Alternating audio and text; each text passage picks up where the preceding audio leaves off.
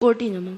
महाराज श्री, जब मनुष्य पाप करता है तो वह पाप कर्म के उदय से नरक में जाता है, लेकिन जो नारकी लोग होते हैं वह नरक में बहुत पाप करते हैं, जैसे हथियारों से मारामारी, लड़ाई झगड़े।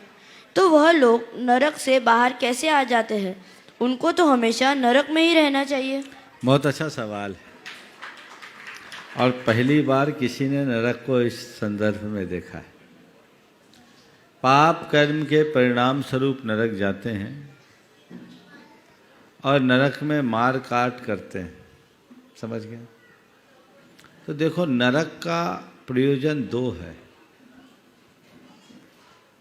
दंड भोगने और दंड देना, दोनों काम वहाँ होता है। समझ गए? तो वो जो भी जीव पाप करते हैं, नरक जाते हैं, तो वो दंड भोगते भी हैं और दूसरों को दंड देते भी हैं।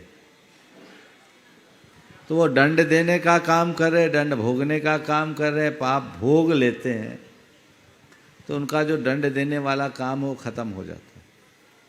फिर थोड़ा सा उनका प्रमोशन होता है और वो ऊपर आते हैं। यहाँ आकर वे सद्गति को भी प्राप्त कर सकते हैं और दुर्गति को भी प्राप्त कर सकते हैं। एक विशेष बात बता रहा हूँ, नरक में क्षेत्र के प्रभाव से नारकी आपस में मार काट करते रहते हैं, सच है। लेकिन उनमें से कुछ नारकी सम्यक दृष्टि भी हो जाते हैं। उनको वहां की वेदना से धर्म में श्रद्धान हो जाता है।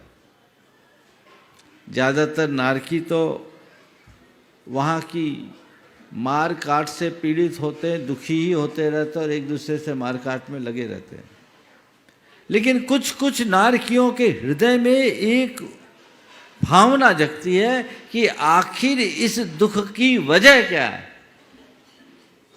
तब उनके अंदर प्रेरणा जगती है, काश मैंने धर्म के राह को अपनाया होता तो आज मुझे इस दुखों का पात्र नहीं बनना पड़ता। धिक्कार है मुझे जो पापों में रत होकर, विषयों में रत होकर मैंने अपनी दुर्गति की, अब मुझे नहीं करना।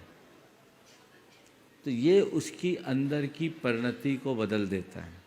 हालांकि वो नरक है ही, जहाँ एक दूसरे से लोगों की रति ना हो, उसका नाम नरक।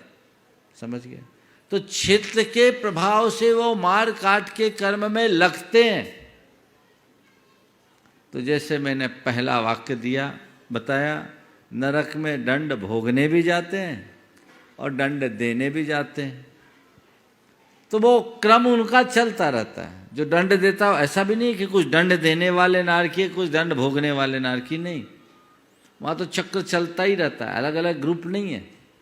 वो कभी मार खाते हैं, कभी मारते हैं। नित्य ही उनकी आपस में लड़ाई चलते रहती है। समझ गए? और सुनकर तुम्हें आश्चर्य होगा, ऐसे असंख्य नारकी अभी भी नरक में हैं, जिनको वहां से सीधे मनुष्य बनकर तीर्थंकर बनना है। महाराज ये कैसे होगा? तो ऐसा उनके साथ होता है जिन्होंने पहले पाप किया, उससे नरक आयु का बंध कर लिया, बाद में सुधर गए, भगवान के भगत हो गए, शाही सम्यक दर्शन को प्राप्त कर लिया, भाव विशुद्धि के चरम तक पहुंच गए, तीर्थंकर प्रकृति का बंध कर लिया। लेकिन वो पुराना दंड उनको भुगतना पड़ेगा। वो जब पूरा होगा तो वहाँ से आएंगे और उसी पुण्य के साथ उत्पन्न होंगे।